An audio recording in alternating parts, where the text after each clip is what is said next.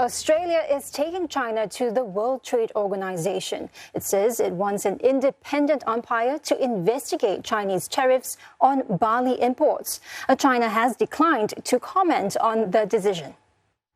我想强调的是，澳大利亚政府应当认真对待中方关切，采取实际行动，纠正针对中国企业的歧视性的做法。 China imposed 80% tariffs on Australian barley in May as tensions rose over the pandemic. As similar restrictions have also been placed on Australian wine, beef and lobster. And just 24 hours ago, Australia urged China to confirm reports that its coal imports were banned. This is the logical and appropriate next step for Australia to take. We have been a long-standing defender of the international rules-based system, of the importance of multilateral cooperation and engagement. And in doing so, it's appropriate that when we argue for there to be international rules and an independent international umpire to resolve disputes, that when we find ourselves in the case of having such disputes, we call in the umpire and we ask the independent umpire to adjudicate and ultimately to help to settle those disputes. Alejandro Reyes joins us from the University of Hong Kong. Thanks for joining us. First things first, could China hit back at Australia for its WTO appeal, and what else can Beijing do? Well, for sure. I mean, China, you've seen already threats on coal and some other products. There could be calls for boycotts of Australian products. It could expand to other products that Australia exports. Perhaps one area or two areas that could be affected are education and tourism. It is quite possible that China could, quote unquote, weaponize education. China is Australia's largest source of international students. I think about 260,000 Chinese students enrolled in Australian educational institutions. So that represents about 30% of international enrollments in Australia. So that's a market that could be weaponized, if you will. Tourism, China is Australia's second largest source of inbound tourism as measured by arrivals, but they're the largest when measured by expenditure of tourists. So that, again, that could be an area where China could expand this kind of tit-for-tat battle. Now, with respect to the barley tariffs, does Australia have a strong legal case, you think? Well, I mean, again, that remains to be seen. There's very technical issues. I mean, China says that it had conducted an 18-month investigation on the barley issue, and so that this would predate the TIF that most people think started when, I think it was in April, that Australia called for an independent investigation into the origins of the coronavirus that sort of sparked this current heightened dispute. The barley case, China says, was being investigated past 18 months, and that in May they imposed these punitive tariffs again for dumping.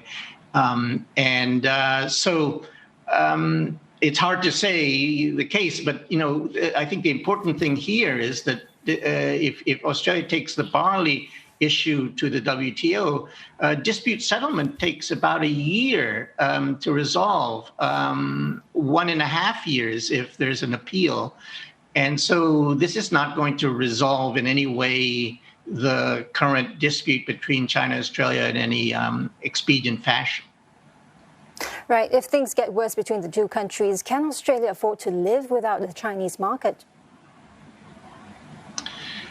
It'll be difficult. I'm sure they'll make do, but when you're dependent on, I think it's about 40%, 40% of Australia's merchandise exports head to China. I mean, that's a big chunk of your merchandise exports.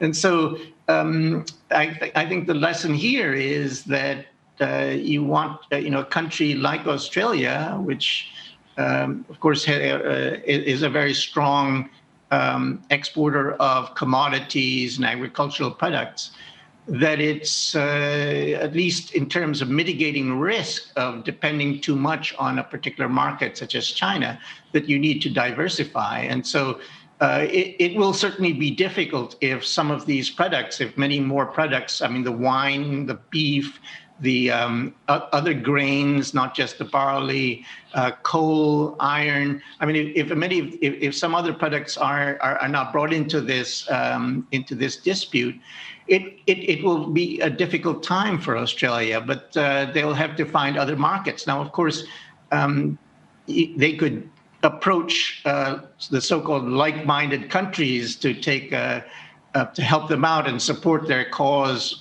with China. But of course, many of these other countries, such as Canada, Japan, they might see opportunity in Australia's troubles, and their motivation to help and support Australia might be somewhat limited as a result.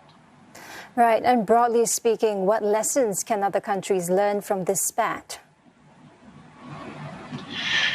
Well, I think that I've already mentioned, I think one issue is, how dependent is your market, your trade on one particular market, and in this case, China. I think it's not just a lesson for your interaction, a country's interaction with China, but with any country, that you want to be sure that you have a more diversified export portfolio, so that you're not too dependent on one market.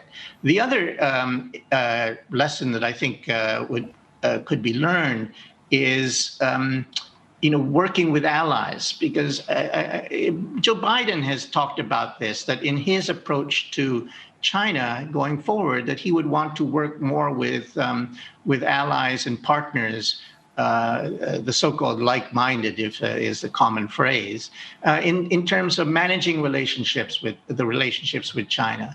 And that would give sort of strength in numbers, as it were. And the other area, if you look at the grievance list, this 14-point grievances list that China leaked, the embassy in Canberra leaked, much of it refers to things that China perceives as being things that Australia is doing at the behest of the United States. And I think that many countries like Australia, Canada, Japan, in their relationship with China, should also understand what their relationship is with the United States and how that works, and how their relationship and how they operate with the United States might affect perceptions in Beijing of their relationship with China. Those are three key lessons, I think. All right. Thank you, Alejandro, for your insights. That was Alejandro Reyes from the University of Hong Kong.